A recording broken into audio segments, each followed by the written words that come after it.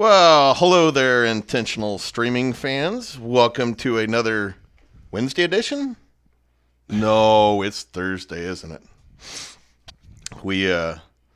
Jarvis and I have been a little run down all week, and so we kind of put the show off a day, which I don't think it really helped either one of us, did it? I don't think it really did. Well, for you out-of-state fans, we are in the middle of Nebraska, and we just went through some crazy weather of going from 70s down to 25 in a matter of a couple of days with some crazy hail and rain and snow and blizzard and whatever. Yeah, last night within a couple hours we had rain, thunderstorm, lightning, hail, ice, snow. Yep, crazy. Wow. So that's my co-host Jarvis, and I am Flip, and you can get a hold of us at INT StreamPod, and that's on Twitter, or you can check us an email, intentionalstreaming@gmail.com. Let's hop right into the show. We've been doing a question of the week, and last week I didn't see Jarvis's that he posted to me, and now I'm going to post one to him. Completely blind. I have no idea what this is. Now, because this week's show we're going to go over the AFC and NFC South, I thought I would get kind of interesting here and pose a question to Jarvis. And what would that be? That would be, if you were going to, this is going to be a two-part question here. Okay. If you were going to pick, you're gonna pick between Nick Foles and Marcus Mariota. Who is your choice to draft first in a dynasty league, and who is going to be your first draft choice of those two in a redraft league? Wow. How's that? Well, I'm assuming that in both situations I'm probably not going to be picking them very high, and I'd be picking them as a quarterback 2, maybe 3. Dynasty League. Wow. I'm probably going to go with Mariota. And it's a close decision, but the reason I'm saying that... Now, was that in the Dynasty League? Yes. Okay. In the Dynasty League, I'm going to probably go with Mariota, just because I think that, and I feel that he's got some bigger playmakers on his side in Corey Davis and Derrick Henry. I'm not excited about it, but I think he's definitely serviceable. He's got the opportunity to, scramble and make some plays with his legs. We've seen that before. He's the only quarterback that I can remember that's successly thrown a touchdown pass to himself. Yes. I don't know if you remember that or not. Yep, I do remember that. But, there's still the question out there is he ever going to live up to his hype? We don't know. It hasn't really shown that. At times he has. A couple of years ago when he was the most accurate passer in the red zone, I think he threw like 15 touchdowns and no picks or something like that, something pretty close to that. But then you got a Nick Foles who's coming off. He's also shown big play, big game abilities. And what is he? He's not, he's 30 years old. Yep. And that's kind of what I've looked at too. With Mariota only being 25. Yeah, that's why, and I probably would go redraft. I probably would go Foles. I think that he's probably got the better upside this year, just because I feel like the Titans are going to be able to be in more closer games. I think that the Jaguars are probably reeling back to the old Jaguars. Maybe a lot of garbage time coming, playing from behind, which means a lot of pass attempts. That's a tough one, but yeah, I'd probably go Mariota Dynasty, Foles redraft. And I'm a little torn with that. I really wouldn't be too surprised if we see. I'm not a Nick Foles fan. I saw that 29 touchdowns, 2 interceptions a few years ago as a fluke that it was. An outlier. A Case Keenum type year. Yes. And then, he had a good run. on his way to the Super Bowl. So was he good? Yeah, he was good, but he's shown a lot during the regular season that he's bad. So, could the Jags be looking to tank? We'll discuss this a little more. Will both these quarterbacks make it through the season as the starters? I think probably what it comes down to me is I think Foles has the higher ceiling, but I think Mariota is going to be a lot more consistent. Like, he may not have those super explosive 40-point games, but he's not going to get you 7 points. Mm-hmm. You're going to what you kind of get with him, so you can adjust your roster and line up accordingly.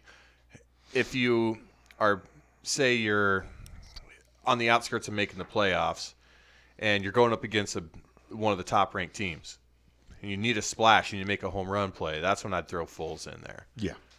I think he has the ability to have those big games. And, kind of one reason why I asked this, I do have Mariota. I have him in both my dynasty leagues. Both of those leagues, he is my third quarterback. Yep. One of those leagues, we don't start 3. The other league is so stupid yet you can actually start 4. And I just intentionally traded for Mariota last year. A little worried about it, but we'll talk about that a little more here. And as you said, he's your quarterback 3 in those leagues. If you're somehow rostering either one of these guys as your quarterback 1, I'm sorry. Yeah, I think you got some serious issues, or you have Gurley, Zeke, Barkley, all the top guys, and you're sitting with 4 out of the top 5 if that's stud the case, wide then receivers. Maybe you might not be doing too bad, but so let's hop into the news and notes. Yeah. So first up, I mean, it's really not all that relevant. We covered it a little bit a couple of weeks ago. This is just kind of one of those things that we all saw coming, and again, doesn't have a lot of relevance, but we got to cover it anyway and let you all know that the Cincinnati Bengals have waived running back Mark Walton in light of all of his legal troubles. Pretty fantasy irrelevant guy, but still, big news. Yep. Patriots, they just signed Austin Severian Jenkins to a 1-year deal. Yeah, I'm done jumping on that grenade. Yeah, I've jumped on him too many times. He's, the guy's still, what is he, 25 years old? Big, athletic, strong guy. I mean, he's getting into a situation where, he's there to not necessarily, Gronk has retired, and he's gone. He's not playing anymore. Now, he gets to go in there and fill that role, but he's obviously not going to be a Gronk. He's not going to put up the production that Gronk has been putting up, traditionally over the last handful of years. So I wouldn't expect huge things from him, but the opportunity is there, and this intrigues me. I see. It doesn't intrigue me. I've gone down the ASJ rabbit hole 2 or 3 times. I get excited about this guy, and then he just doesn't do anything. No. Well, and he doesn't have a lot of competition there, with Lacoste and Jacob Hollister, whoever that guy is, Steven Anderson, Ryan Izzo. Those are the other guys on their current roster. No. I would definitely see them grabbing somebody else. Now, and the thing with this is we're not, I'm not sitting here pounding the table saying that ASJ is going to be a must-go target tight end, because we all know that in the land of tight ends in the fantasy realm, we've got 4, maybe 5 top guys. There's no chance ASJ comes in and even starts to flirt with getting up into that level. Once you get past those 4, 3, 4, maybe 5 tight ends, it's a pretty big drop off, and you're in the waters where there's a lot of guppies swimming in that water. And then you have the next 10 that are almost interchangeable. There's really not a lot of separation once you get down past those 5. So intriguing in the sense that he could be a guy that you could go out and grab, stash on your roster if you've got one of those big and high end tight ends. He could be a bye week filler, but I think that he's going to be highly overdrafted. I would agree too. Not a guy that I'm going to be targeting in a redraft league. Probably not in a dynasty league, just because I wouldn't even want to really keep him, for my dynasty tight end. Giants and Sterling Shepard agree to a 4-year, $41 million extension. That's a pretty good deal for both of them. Get that money. Antonio Brown, really, jeez. I did this for you. I know, and it really sucks because this guy is he ruining his legacy, like one day at a time? I'm not sure if he cares, which is kind of a bit surprising, and it's tough enough trying to read his horrible grammar on Twitter. Oh, it's terrible. Oh my God. How did this guy make it to college? I mean, seriously, if you want to lose some brain cells, read some of the stuff on Twitter and try to decipher what the heck he's even trying to say. So for those of you who may not know what we're talking about, Juju Smith-Schuster was awarded the team MVP as voted on the team members, the teammates on the Steelers. And that was posted from the Steelers' official Twitter account, and Antonio Brown goes out of his way to say something along the lines like, you picked Juju, this guy fumbled away the postseason, y'all spending too much time trying to build guys up, yada, yada, yada, something, I don't know, whatever. Completely throwing Juju under the bus unwarrantedly, I didn't understand. I don't get it, but it just seems like day after day after day, we're starting to see, in my opinion, just the downward spiral just continue to trend with Antonio Brown. Yeah, he's just so disgruntled over the whole situation. I mean, he's the one that wanted out. He pushed his way out. He's a great wide receiver. I mean, there's no doubting that. I mean, Antonio just put up 1,300 yards last year, and Juju had a few more catches and put up over 1,400 yards. But, AB had those 15 big touchdowns. But AB has always been a selfish player, and it has always ticked me off when the NFL was against a lot of the when they were throwing the celebration penalties. Right. And you had AB, humping the goalpost. Yep. And then even when they said, okay, you can do celebrations, but they got to be, in appropriate fashion. And then you have AB twerking and gets flagged for that. He doesn't care. He's such a me player, me person. The guy's cheese has slid off his damn cracker. Yeah, that's a good way to put it. All right. We don't want to get into a big, long Gronk rant like I did last week. So no. Another very meaningful signing here. Jets sign running back Ty Montgomery to a 1-year contract. This is just a depth. Does he even make it out of? Does he even make the 53-man roster, Jarvis? It'll be tough. It'll be tough. You got Bell, you got McGuire. I like Trent Cannon. I mean, as a depth guy, but Mm-hmm. Elijah McGuire's safe. I think he provides an excellent backup to Bell. I think the only people that you really need to worry about, Trenton Cannon, D'Angelo Henderson is a guy to keep your eye on, though. Like, the reason I know, about this guy is, well, he was a Bronco. And last year, when it was the Devonta Booker, show there, like, I was like, dude, get this D'Angelo Henderson the ball. Like, he can play. He can run. So this is a guy to keep an eye on. Not saying that he's going to jump up there and overtake Elijah McGuire, but he could be the dark horse to be the third back that makes the 53-man roster on this team. Could they transform Montgomery back into a wide receiver possibly, like he started out with Green Bay? That could be an option. Yeah. That would seem like the. It's not like their depth chart is anything to write home And about. see that Sharon Peak, I really like that kid that they have at their fourth or fifth wide receiver there. So I don't think he makes the roster. Do you? I'd be surprised. And that's saying a lot talking about the Jets offensively. Yes. All right. Well, let's hop into our AFC South preview. This is kind of just a preview before the draft. We're giving out some of our thoughts about these teams and possibly what we think they might be in line for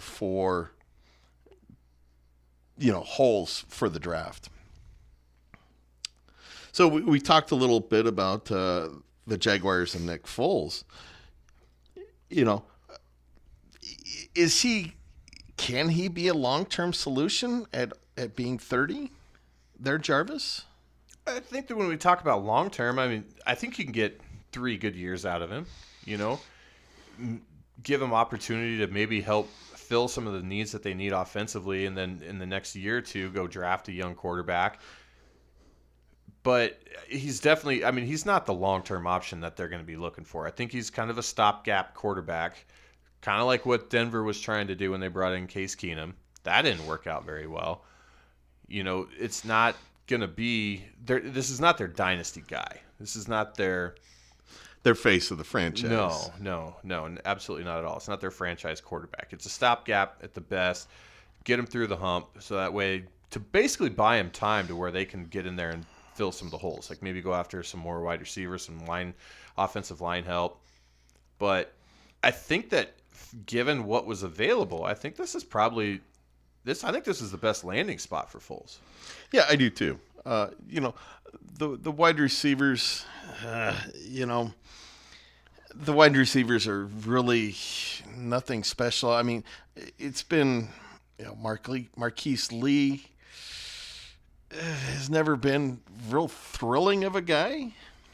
Has never been a guy that screams, "Oh my gosh, I want this guy on my team," or I'm excited to see him play because of injuries and so forth. And then, you get into D.D. Westbrook, who's young, has shown flashes, along with, Keelan Cole. You got Chris Conley, who's, a deep threat guy from Kansas City. But, none of these guys scream number one wide receiver. That's exactly what I was just going to say. There's no Julio Jones out there. There's no, DeAndre Hopkins. There's no solidified number one out here. So as far as daily and, dynasty and yearly fantasy, it's like, man, who do you want out of here? Like, any one of these guys could be the number one for any given week. And that's not a situation I want really to be heavily invested in. Yeah, and you kind of look at it, they lost Dante Moncrief, which was, 48 receptions. T.J. Yeldon, 55. So they got some holes. O'Shaughnessy, they lost. I'm not sure where he went, and that's another 24 grabs there. So they have a lot of holes. Who's going to soak up those targets? Who would you draft as the number one wide receiver there? The number one wide receiver, I'd probably lean Dede. Again, it's a tough decision because none of them jump out at me. Mm-hmm. But if I had to pick one wide receiver off of the Jaguars to own, it would probably be Dede Westbrook. I'm kind of wondering if Marquise Lee is going to be put in the slot and maybe Chris Conley's going to work on the outside. Lee, I think, is naturally more of a slot receiver, so that makes sense to me. Mm-hmm.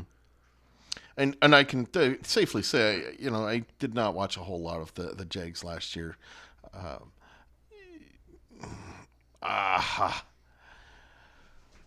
don't know who I would take. Right? I guess I'll go with Dede Westbrook with you.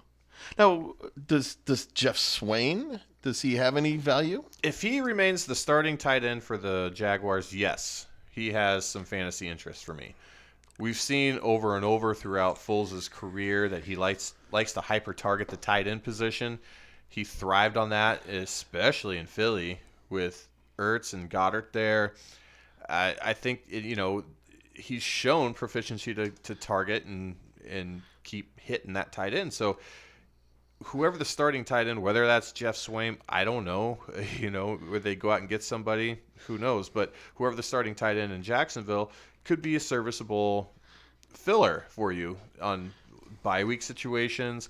He could be a potential top, 15 guy if he gets to play all year, but could also be one of those guys that you like to target in daily fantasy lineups if you end up wanting to punt that position so you can pay up and get some bigger name guys. Yeah, I could definitely see where he could be a daily streamer. That's for sure. He did have a breakout year last year with Dallas, but I mean, if you want to call 26 receptions and 9 games a breakout, well, he had 2 receptions the year before, so I call it a breakout. And like Jarvis said, my only question would be with that is, you're talking about Foles being successful to tight ends such as Ertz and Goddard there.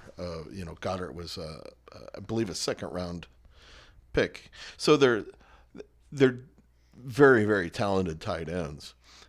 Did he use them because they were talented, or did he use them because they were nice security blankets? Ooh, that's a good question. I guess we will see, because he doesn't have any of that caliber tight end now in Jacksonville. This is a guy that I think could be a nice target in, some of the redraft leagues. This guy might fall just because he didn't do anything last year. That's right. Yep. People, if you just look at plain stats, when people are drafting like some of the bad players do, you're gonna ignore it. Jeff Swaim. Will he be in that 6 to 10 range?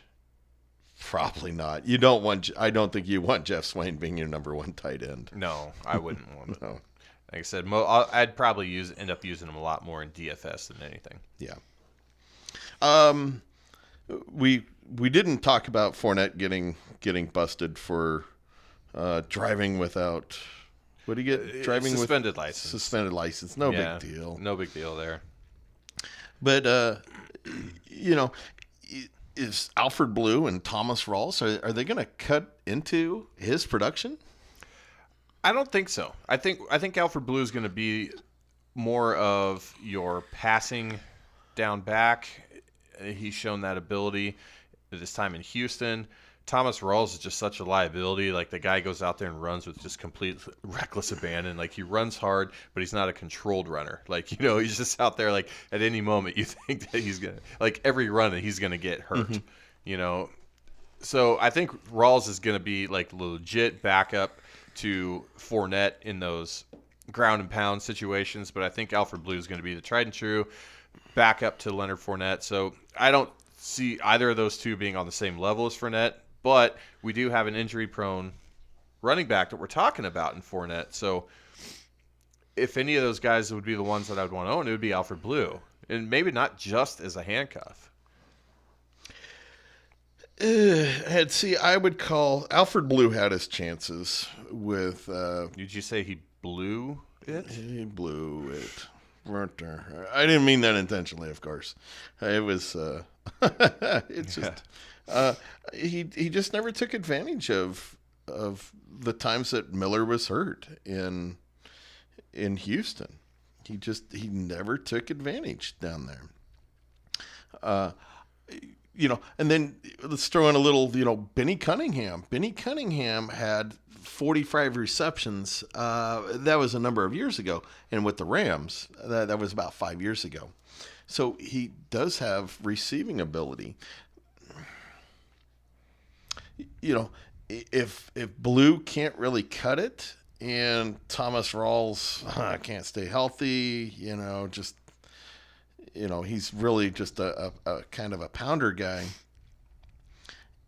Could Benny Cunningham be a little bit of a sleeper?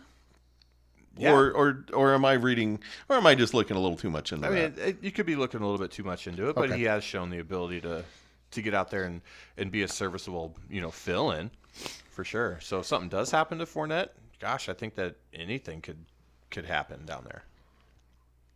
All right, well, let's move on to the Titans. I brought up, about Moriata. Will he ever live up to his first round billing? Could Tannehill see playing time this year? Very well. He very well could. We haven't seen him live up to the hype that was garnered from him coming out of college. He's shown flashes at times, but he hasn't really been able to put together a real good year. And certainly the Tennessee Titans offense is not what you would call high-powered. No. So yeah, anything could happen there. Do I see Tannehill starting out the year? Absolutely not. Tannehill's not going to start the year as their starting quarterback, but no, definitely not. I think the leash is getting shorter though for Mariota. And you have Moriata, he's never played a full season because of injury. He's entering his 5th year, which is a pretty big year. He's got a 27-28 record overall. Last year he did have a good year. Almost 69% completion, but 11 touchdowns. That shows how anemic that offense is, and that they just don't let him. I mean, he threw for 2,500 yards, and we're talking 14 games here. We're not talking 10 or 12. Yeah, he's like averaging like $180 a game. Yeah, I mean that's oof. That's not what you want. Okay, so in real life football, that may get the job done. That's like Teddy Bridgewater type numbers there. I think Bridgewater's better than that.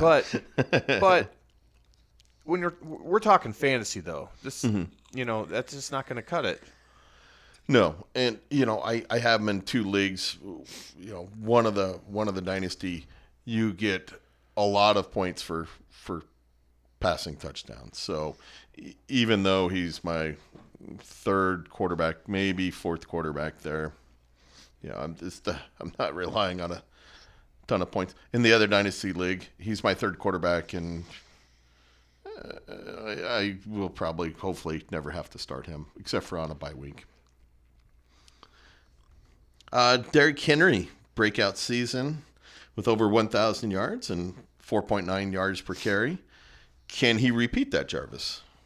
Well, so one thing that we've got to keep in mind is this was not a complete season for Derrick Henry. 50% of these numbers that he put up came in the last 4 games of the year. Let's not forget that. Very true. So he had, a 200-yard, 4-touchdown game, and then after that was another, 130, 150 yards or whatever, 170 yards, 2 more touchdowns. So in 2 games, he had 400 yards and 6 touchdowns. So you take those away. Yeah, it gets. He's down to 600 yards rushing and 6 touchdowns. So it wasn't a fantastic year for him. Yeah. But I do think that they may have had an offensive coordinator change around that time. I can't remember for sure, but something in that system changed where they're like, okay, you know what? The time is now. Like, let's give him the opportunity that he deserves. Let's give him the ball more than 6-7 times a game, and look what's happened. Well, I mean, you look at that, that 238-yard performance. He only did have 17 rushes that week.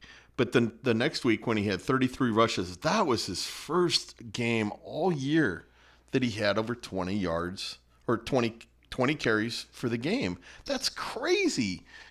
Derrick Henry is not like a little guy. I mean, we're talking a 250-pound back here. Yeah, and another thing that I really like about his potential for this year, because I think that they've developed that they're going to implement him back into the offense the way they should. They're going to give him 20 touches a game.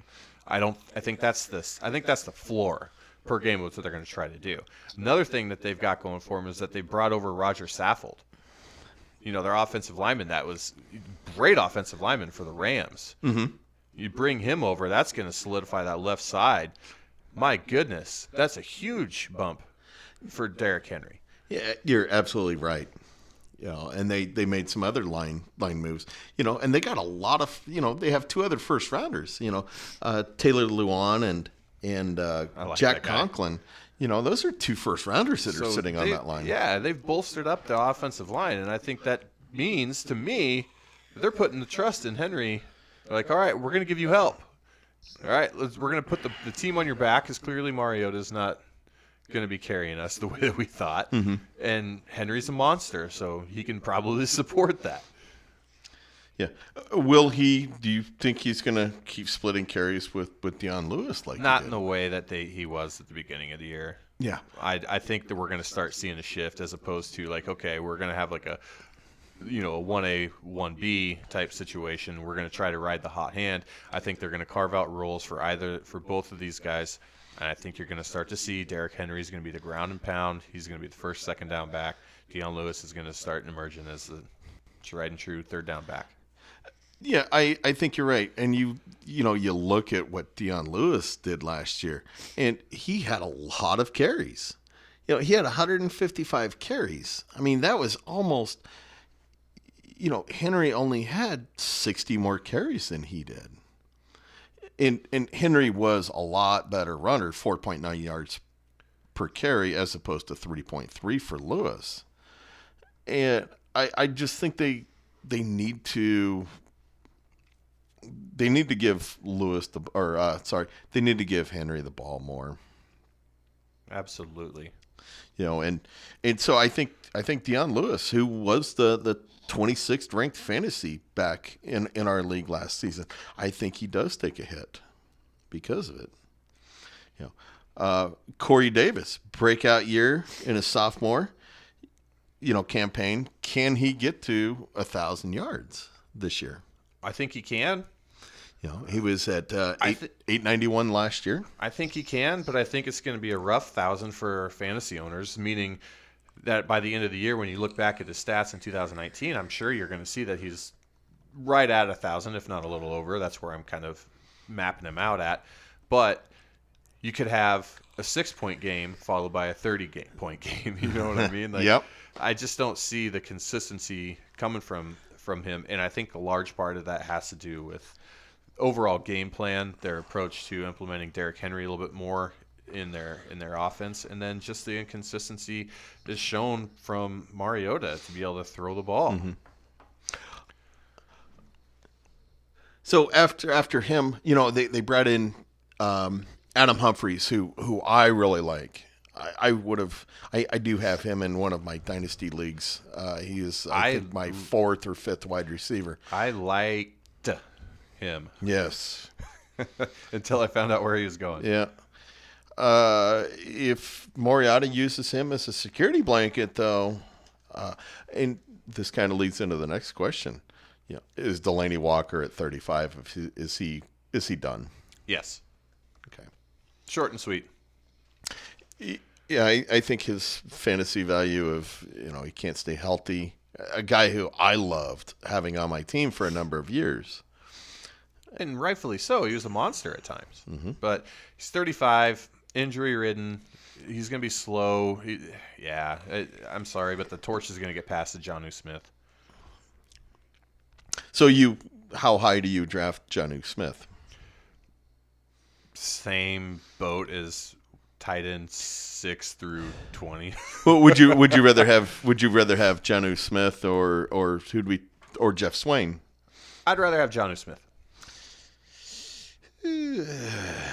I think he's a better athlete, and that's why. I think he's got big play potential. I've seen that before, where he can take a 10-yard out to the house, 60 yards for a touchdown. He's faster. He's more athletic. That's the only reason. Smith had 12.9 yards per reception last year. That's pretty good, but only 20 receptions last year. I personally, I think I'd rather, if I was going to take a flyer on a tight end too, I think it would be Swain, because he's in less of a possible timeshare, with Delaney Walker. No, that makes sense. So, Houston. Can Deshaun Watson actually stay upright after leading the NFL in sacks? I think was sacked 65 times. Well, he's last going to year. have to. In order for Houston to have success this year, absolutely, he's going to have to get better at that. This offense leans on him. I think the only person that doesn't truly get affected by him being out is probably DeAndre Hopkins. He's shown to be able to put up monster numbers, even having 3 different quarterbacks in the same year. Yeah. all kind of garbage quarterbacks too.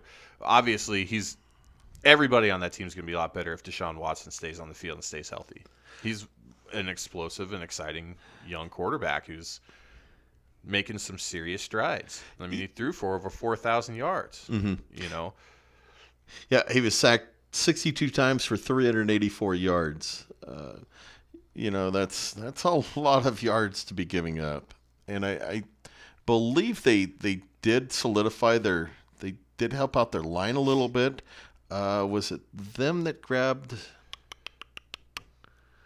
I was thinking they grabbed. No, that wasn't. Not who I was thinking of. So looks like they did grab a right tackle out of Buffalo. They might have grabbed a left guard from New Orleans. So they're at least trying to help out. Would it be a surprise if they grabbed a lineman in the draft? I wouldn't be. And this is also a team that, has Will Fuller. Can he stay healthy after, he tore his ACL in week 8 last year?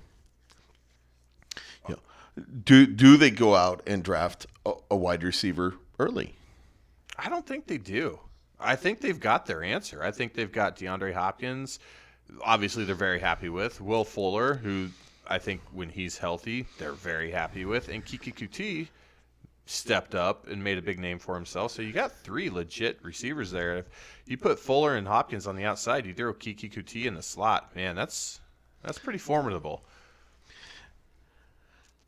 Yeah. I will go with you there. I think it's their other depth there is really not very good.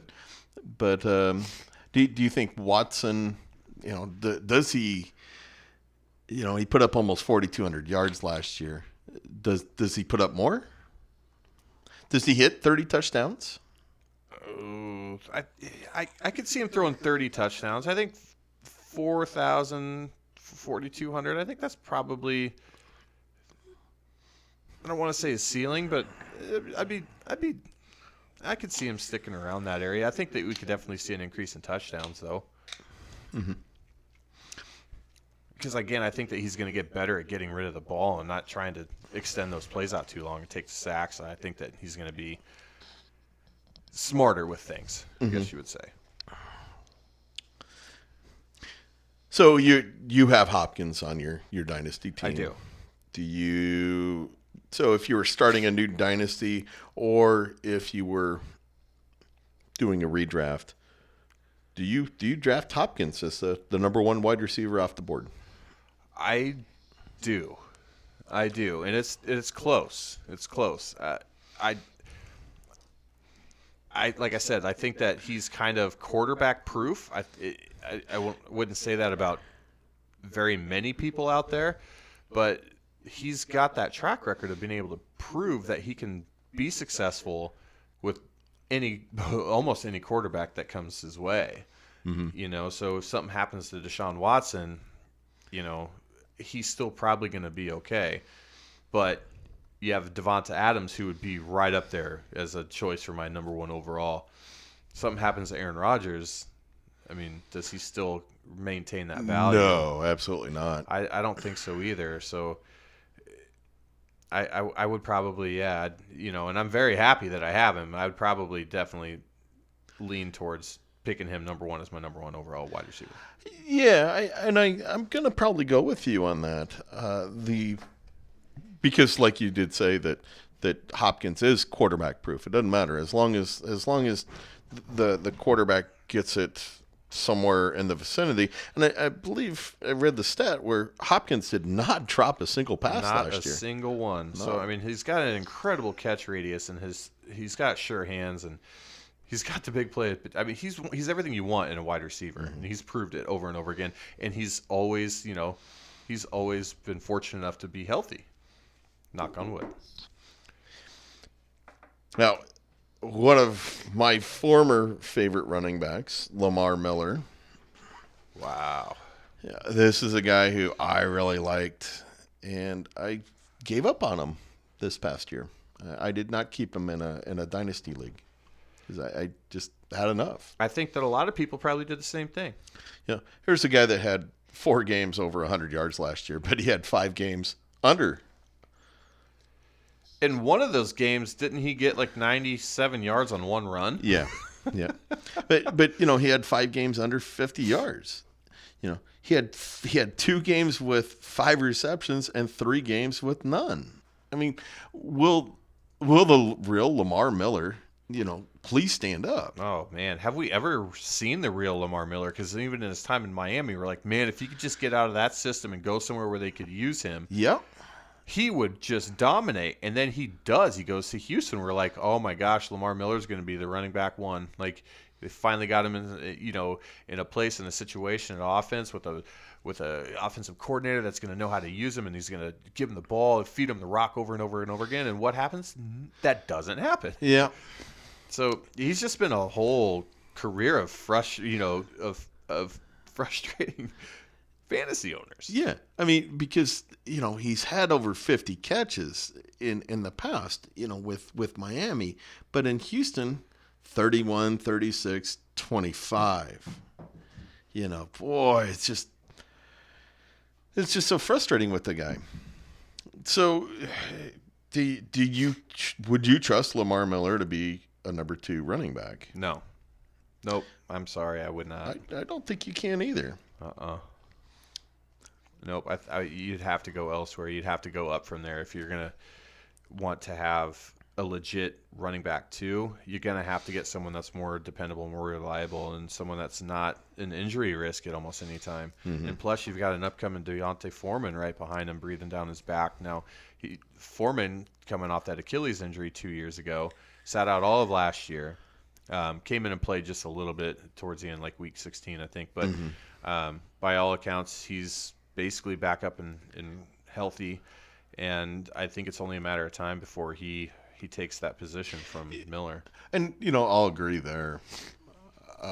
Losing Alfred Blue, that definitely helps out Foreman, and you think that would help out Miller, but I think it's going to help out Foreman. I do too. More. Yeah. Would you trust either one of these tight ends? With Jordan Thomas, 20 receptions last year, and Ryan Griffith, 24 receptions. No, I wouldn't, because we haven't seen a tight end of real relevance come out of this Houston Texans offense in quite some time, and the only one that did was C.J. Fedorowicz, but that was back when Brock Osweiler was a quarterback, and he was the only person he felt comfortable throwing the ball to, other than Hopkins. And that's kind of crazy with a young quarterback like Watson. Just they don't utilize the tight ends. Yeah. Do they? Back to a question I had before. Do they not utilize them because of talent or because of scheme? I don't know. We've never gotten that talent in that position to be able to get that answer. Yeah. So I don't know. So I mean, could they go after a tight end in the draft? If they did, they could be dangerous, real dangerous. I think you're right. And there's plenty of the move tight ends. Yeah. To the Colts. Luck had 4,600 yards and 39 touchdowns last year. Can he be the top fantasy quarterback in 2019? Short answer, yes. Yes, absolutely correct. Definitely a top 5 guy. After bouncing back from injury, that a lot of people were worried that was, going to threaten his career. It did look like that for a little while. Now, he came back and had a monster season last year, and I think that barring any injury risk or anything like that, he stays healthy for 16 games, and I think quarterback 5 is the floor. Oh, I would say I might even move him further up than that. You look at him last year, and he was fourth in our league last year, and not that far out of third, a ways behind Mahomes, of course. And Big Ben was so one-dimensional. Could he take over the number one spot over Mahomes? We'll see. Yes. We'll see with the loss of weapons, with Mahomes there. And let's not rule out the fact that, or let's not forget about the fact that there's a pending Tyreek Hill investigation going on, so he could lose that offensive weapon too. Yeah. So, I think he very would. Okay. So, right now, who's your first quarterback off the board? If I'm in a dynasty or redraft, let's go both.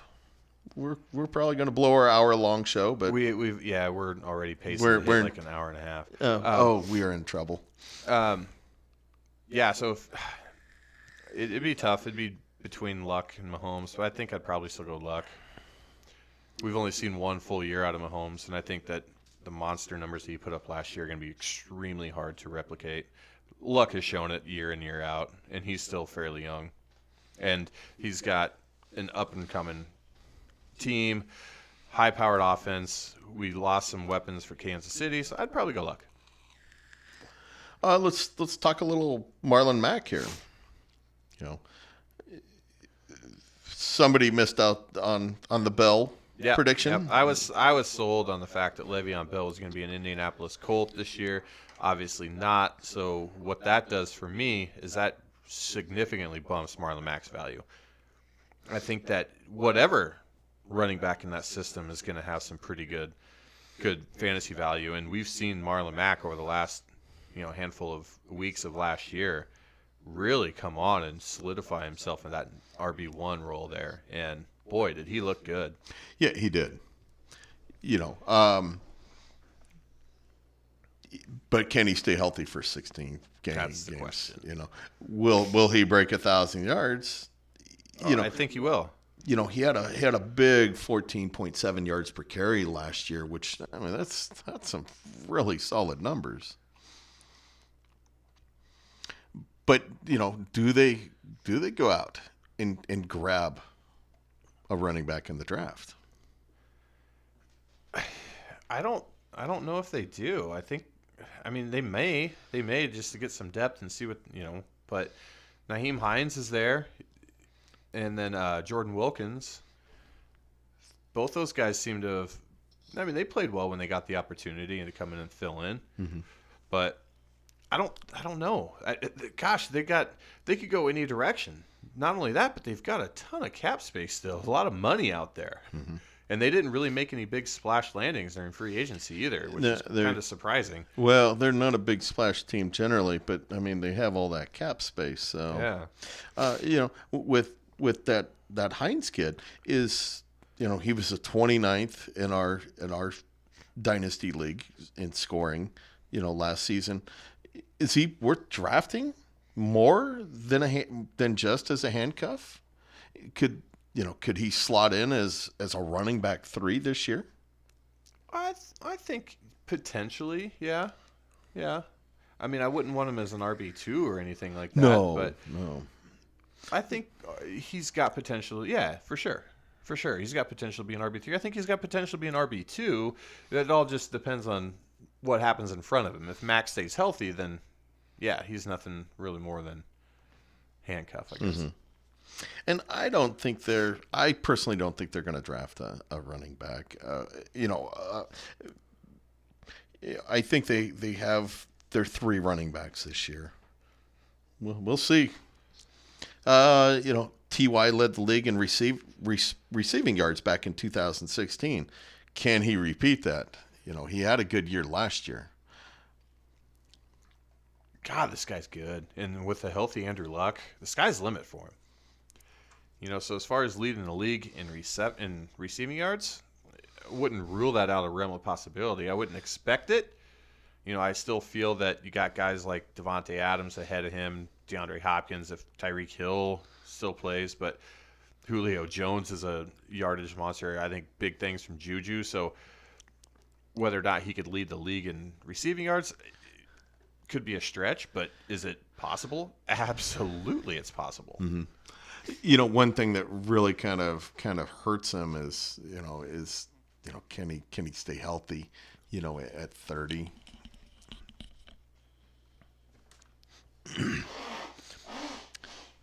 So we'll go on to, is Funchess going to resurrect his career?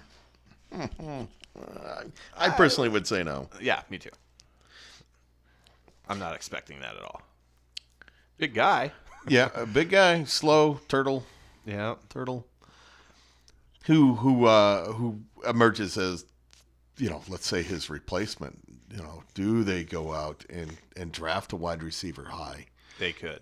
Because boy, you have Chester Rogers. I mean, you had a whole bunch of guys last year that had a okay games, but definitely not guys that you could ever trust.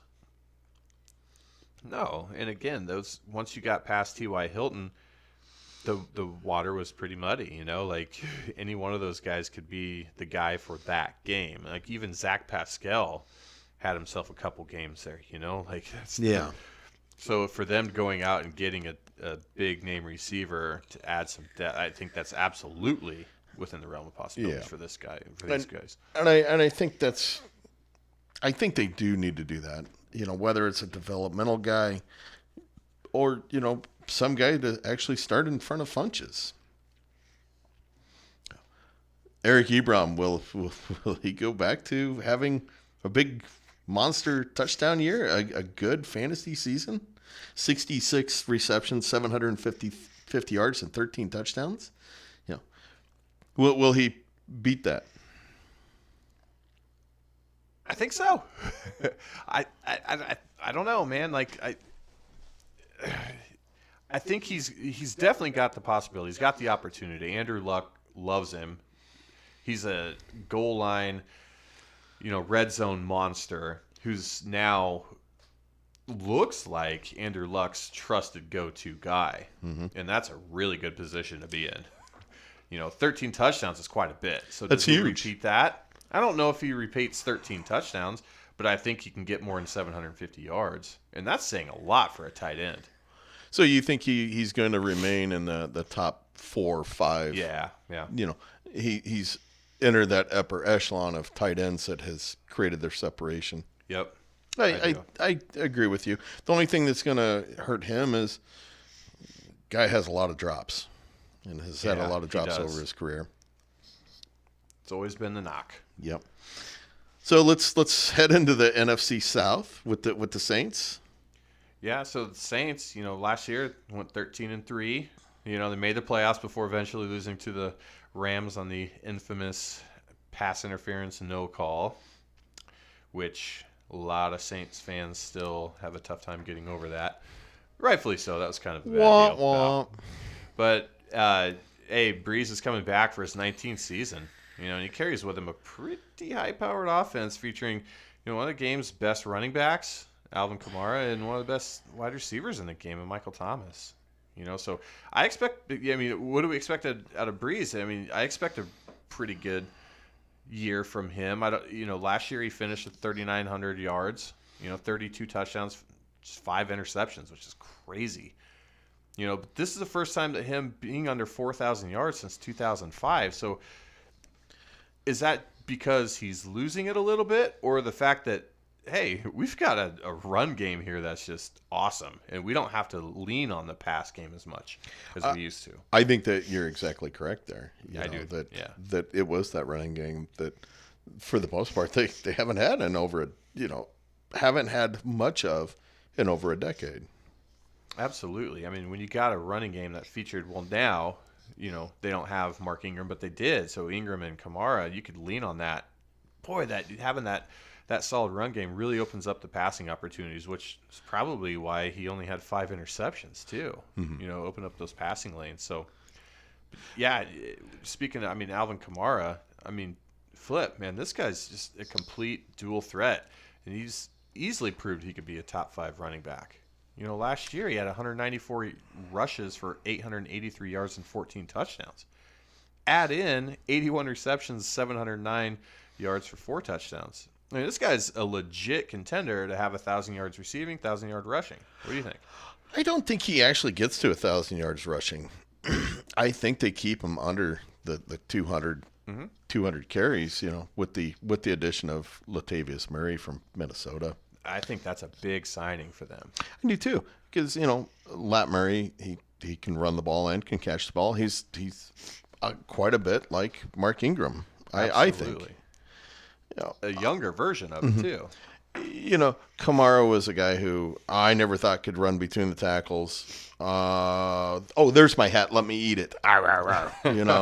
You'll be eating it again here. Yeah. Before we cover another team. Yep. And for the same exact reason. Yeah. So yeah, he's blown away all my expectations. Would I draft him number 1 overall? No, I would not. I still would probably third. Third? Yeah, that's a tough one because there's a couple guys up there that I think could go, number 1 overall. I think Kamara is definitely in that conversation. So personal preference, rests on you, the listener. But hey, no one's going to knock you if you do. No, I wouldn't think so. No. I really think you could probably take one of 5 running backs, and this is something we'll definitely get into, later in the year. Once we get into more of our drafting stuff in July and August, where we put together our lists of where we draft these guys. Yeah, that'll be fun to go over that. And Michael Thomas, he's just sick. Oh, wow. 125 receptions, 1,400 yards, 9 touchdowns. Guy's a PPR machine. Yeah. What else is there to say? He's easily a top 5. Well, not easily, but he's up there in the top 5 category. We got a lot of big name wide receivers out there, and he is definitely one of them. Mm-hmm. So dynamic. So reliable, too. You saw him go to him over and over and over again. I think he was targeted over like 160 times. Whew. Which is just, it's crazy. It's crazy to think. But so, not a lot to say about Michael Thomas other than, if he's playing, you start him and you don't worry about it. No. We talked about Jared Cook when they signed him. Yeah, not a pick I'm going to get excited about. I'll let other teams overdraft him. Yep, I'm with you. It's a good landing spot for him. Absolutely it is. But again, there's better options. So, moving on to the Atlanta Falcons, these guys 7-9 last year, didn't make the playoffs. Matt Ryan is coming back for his 12th season. Last year, arguably probably one of his best, if not the best season from him, 4,924 yards passing, 35 touchdowns, 7 picks. Monster year for him. But, when you look at the record, just really didn't show it. They went in streaks. I think they had span there where they won 3 in a row, then they lost 3 or lost 5 in a row, and then they finished winning 4 in a row. So, it's like they're incredibly inconsistent, up and down. But one thing that's always remained tried and true consistency-wise on that offense is just the awesomeness that is Julio Jones. My guy, Julio. 113 receptions last year, 1,677 yards, and 8 touchdowns. Now, he went first 8 weeks, I believe, without scoring a touchdown. So there's a lot of people panicking about that. Me? It's like, I wasn't so much panicking. I was more just absolutely frustrated with him. Yeah, that's a better word. I wouldn't say panicking because, he was still putting up monster yardage numbers in PPR, especially in a PPR format.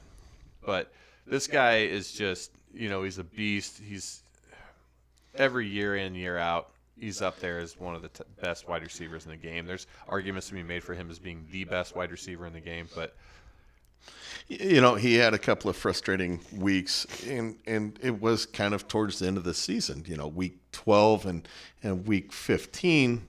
Week 15 was propped up with a touchdown on 28 yards and 4 receptions, which was a bit frustrating. But then he followed that up in championship week with. I was just gonna say, you see where week 13 he had 2 touchdowns and then a touchdown every week after that, and that's when you need them is during the playoffs and championship week. And he definitely helped you bring home that title. Yeah, 9 for 138 and a touchdown. Boy, oh boy. I mean, when you're getting, almost 29 points out of a wide receiver, that takes you a long ways. On the opposite side of him, we saw rookie Calvin Ridley kind of take a step, forward and being like, all right, guys, I'm here. He had, what did he have? Let's see here. 821 yards, 10 touchdowns. The big problem that I had with Ridley was he kind of disappeared during the season, didn't he? Yeah. He had that monster, 200-yard receiving, 3 touchdown game. Oh, no, my apologies. 146 yards, 3 touchdowns. So a lot of his work was coming, in the red zone where he was getting targeted quite a bit there, which explains the 10 touchdowns. But what do we expect from him in 2019? Does he take another step forward? I think so. He only had 64 receptions last year. I expect him to progress. I expect him to get over 1,000 yards as well. He's just got to be a little more consistent. I mean, 22, 10, 38, boy. During that stretch there, he had, 38, 47, 43. That's hard to start in week 5, 6, and 7 when you're needing a bye week guy, or you're fully trusting your wide receiver 3. I would feel comfortable with having him as my wide receiver 3. I wouldn't feel comfortable having him any higher right now.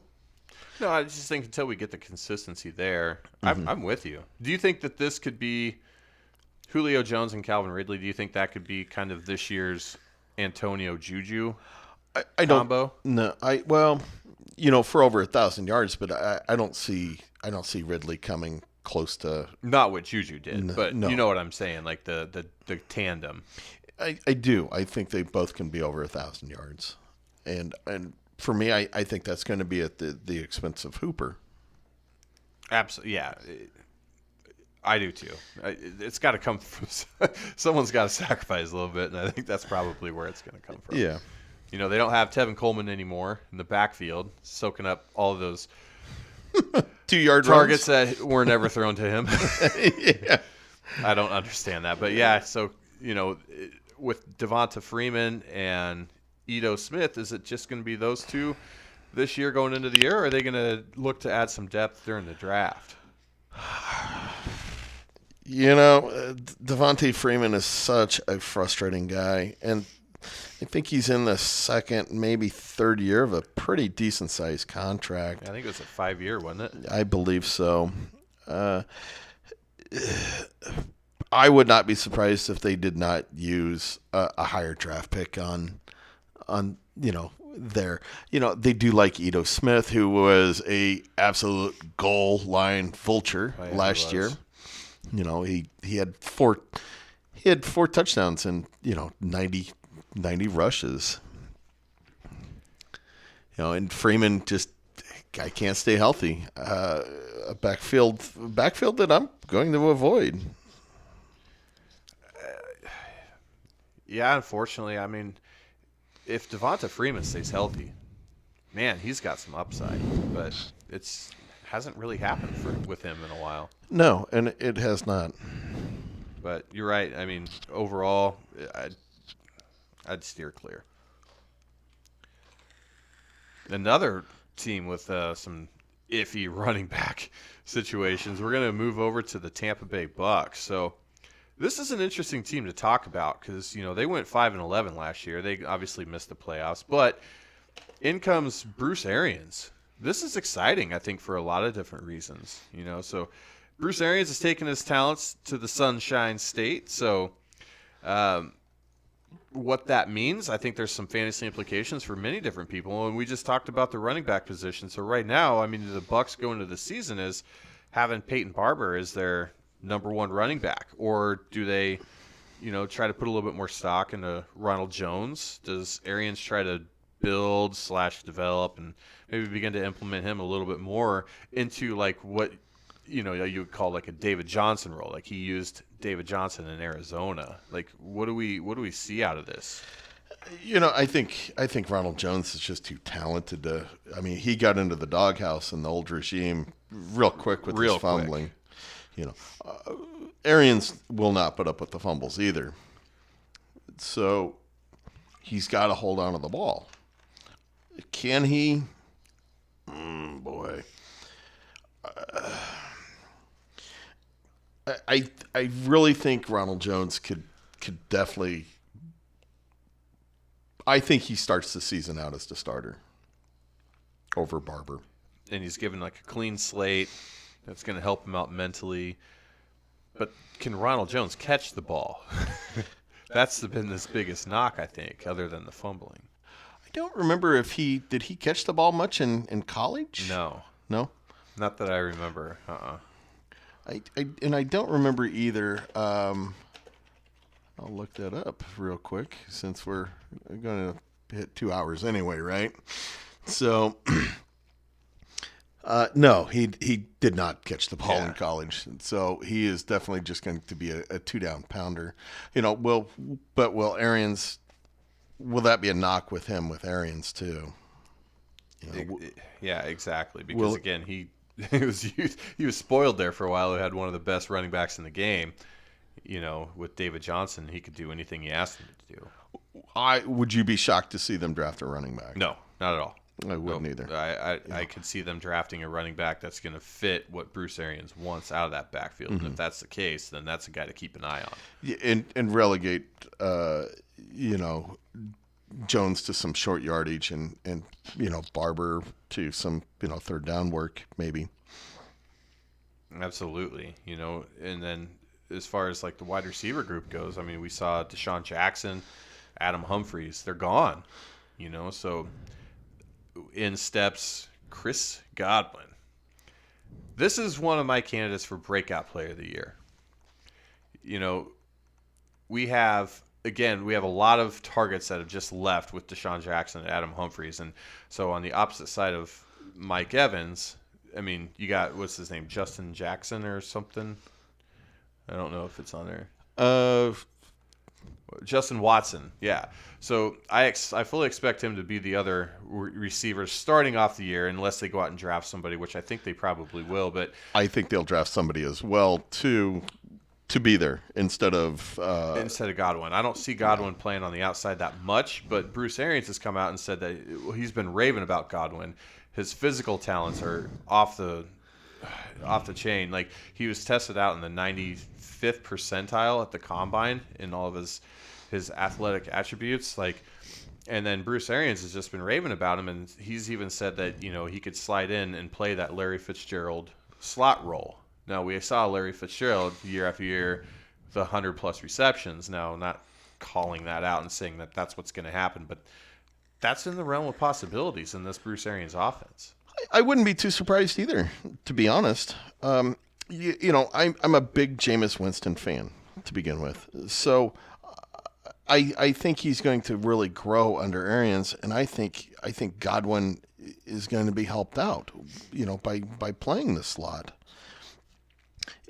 Larry Fitzgerald did not buy into being moved to the slot at first, but once he realized, oh my God, the offense is going to run right through me. Yeah. And then Fitzgerald, drank the Kool-Aid and produced. And yeah, he's thrived ever since. Yeah. So I think that Godwin's a perfect, at this point, until we see things develop and see how things go, I think he's a great, wide receiver 3, right now, with wide receiver 2 upside.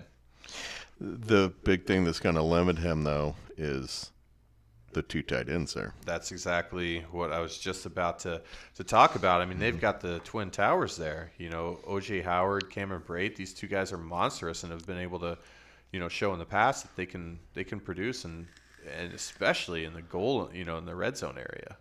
You know, so how do they utilize these guys? You know, back when Arians was in Arizona and having all this success offensively, there really wasn't a lot of, you know, stuff going through that tight end position, was there? No, not really. You had Ricky Seals-Jones that kind of produced, but nothing special. They had the former Cincinnati Gresham that he had so. But I really think, you know, some of this, you know, Winston's going to say, hey, I really love these tight ends, and I think Arians is gonna really fall in love with both Howard and Brate there. It'll be interesting to see if they run, you know, more two tight end sets, like the Patriots did. Like the Patriots, yeah, when they had Gronk and the Killer. Yep. But what do you think that the addition of Bruce Arians does for Winston, if anything? I honestly, you know, I was looking at a prediction today, and they actually had Jameis Winston as the fifth best fantasy quarterback this year. Wow, that's really aggressive. I personally don't buy into that. I think he's probably closer to. I think he's in the top 10 with Arians. Yeah, top 10. I could see that for sure. But top 5, I think, is stretching it maybe just a little much. I think so. You know, so I don't know. You know, he's not going to get benched this year. No, he doesn't have to worry about, you know, Fitzmagic, you know. Yep. So, yeah, I think that this is his team. He doesn't have to worry about that pressure of, okay, if I have, you know, a bad game, am I going to get benched? It's his team throughout the whole year. I think Arians is the guy that can kind of keep him grounded, you know, mentally. And, yeah, I do. I see big things out of 2019 for Winston. I do too. And then the last team we're going to talk about is Carolina Panthers. You know, they also had some quarterback issues last year, and that was mostly because they continued to play Cam Newton throughout the whole year when he clearly had a shoulder injury. They should have shut him down. They should have. I don't think that they handled that properly. Well, one, they kept it hidden. They didn't announce anything. They didn't let anybody know that he had an injury, even though anybody that saw him play with, you know, that had operating eyeballs could tell something was wrong. You know, there was a specific game. I don't remember which game it was, but they were trailing, and it was a Hail Mary play. And they brought in their backup. And they brought in, I think it was Derek Anderson. And it's like, he's clearly not healthy. I mean, why is he playing? It was Heineke that they brought in. Yeah, you're right. Yep. You know, yeah, he couldn't throw the ball more than 30 yards down the field. You know, and maybe it was just the competitive nature in Cam, which we've all seen. But, man, something was wrong, and everybody knew it. Mm-hmm. But he's gotten that fixed. He's had that off-season surgery taken care of. By all means, everything was looking like a go, and he's going to be good for the start of camp. So that's gotta breathe a lot of confidence into Cam Newton owners out there. Yeah, and you know he's only playing in 14 games last year. You know he threw for almost 3,400 yards. You know, a healthy season, and he's back up over 4,000. Correct? Yeah, for sure. You know they brought in Matt Paredes, center from Denver, to help out that line that is not good. Not a good line at all. Definitely could see them doing some drafting there. You know, they don't. The closest guy they have is a second rounder. You know, everybody else is third and fourth rounders. So, tell us about a little. Should we eat my hat on this guy already? Yep, here's your opportunity. So one cool thing about the Panthers, and I think that everybody can agree with, they've got one of the most exciting players in all the game, and Christian McCaffrey. This guy has proven to be an absolute workhorse running back in the NFL. He's definitely a dual threat kind of running back that can just flat out do it all. He had 219 rush attempts last year for 1,098 yards and 7 touchdowns. Throw in 107 receptions for 867 yards and 6 touchdowns. This guy's another 1,000-yard rusher, 1,000-yard receiver threat type of running back. I think if anybody gets there next year, I think it's either going to be him or Barkley. I think it will be him. I really do. And why are you eating your hat on this? Because I said that McCaffrey is not a between the tackles back. I didn't think he was going to be a 200-yard, 200 carry running back. And he carried for 219, and he looked good doing it. Yeah, I think he surprised a lot of people. Now, I wasn't one of those that was saying that he couldn't do it. I wasn't fully expecting him to be able to handle that type of workload, but my goodness, man. Yeah, his receptions were never in question. No. We all knew he was gonna tear up the NFL in receptions, and one of the 5 backs that is in contention to go as the first running back drafted. Absolutely, he's got the argument for it.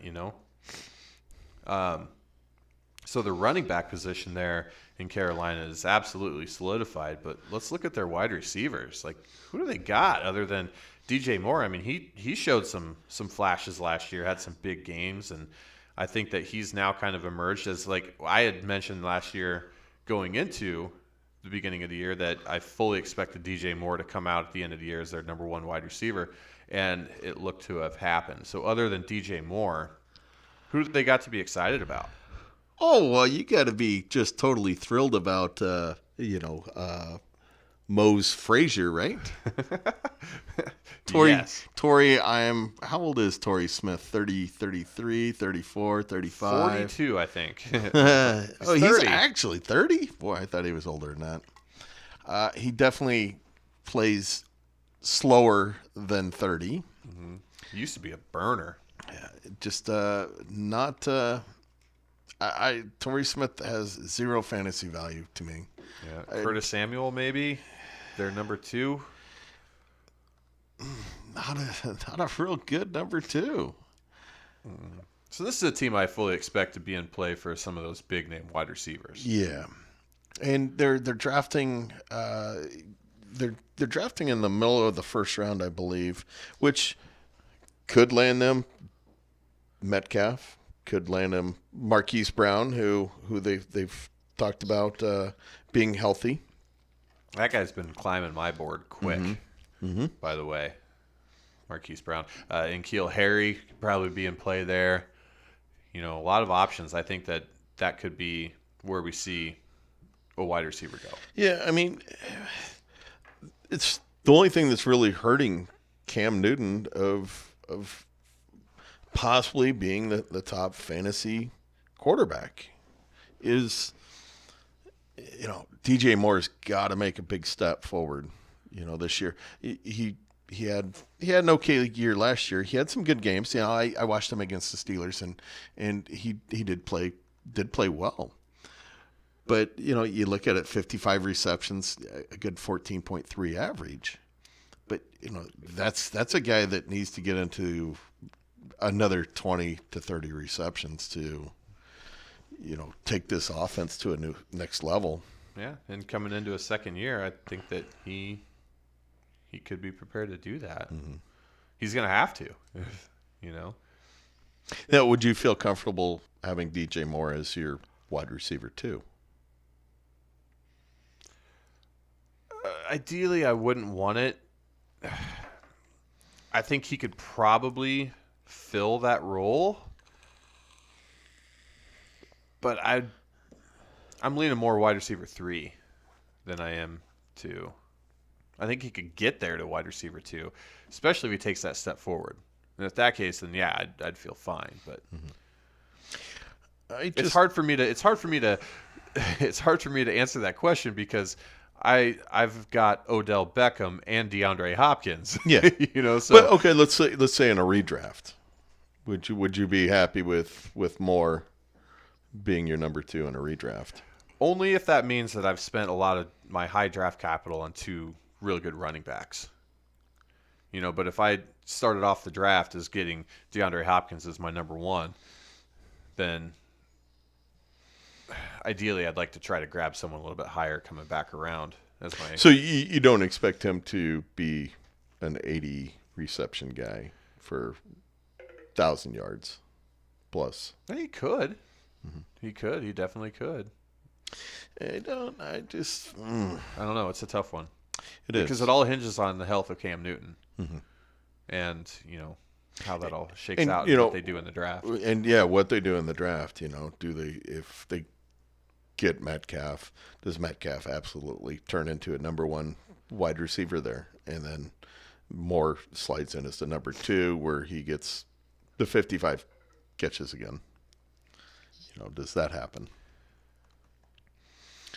And the ageless wonder? Greg Olsen. Nope, no interest. We've seen that injury reoccur and come back twice now, and that's traditionally known as an injury that has a real high chance of coming back, and we've seen that 2 different times now from him, and I just think at this point it's and it's only a matter of time before we see him go down with that same injury again this year. It's unfortunate, but yeah, and he'll be 34. 3 years removed from 1,000-yard, back-to-back 1,000-yard receiving yard seasons. Mm-hmm. And it's just too bad because he's traditionally been a very reliable and healthy, maintained his health throughout the year. I mean, he had 1, 2, 3, 4, 5, 6, 7, 8, 9. His previous 9 seasons where he's played in all 16 games. Mm-hmm. And you just get old and your body falls apart. We both know that. That's what happened. Yeah. Hence the way I'm feeling tonight. So, well, that concludes the AFC South and the NFC South. A lot of question marks from these teams. A lot of definite.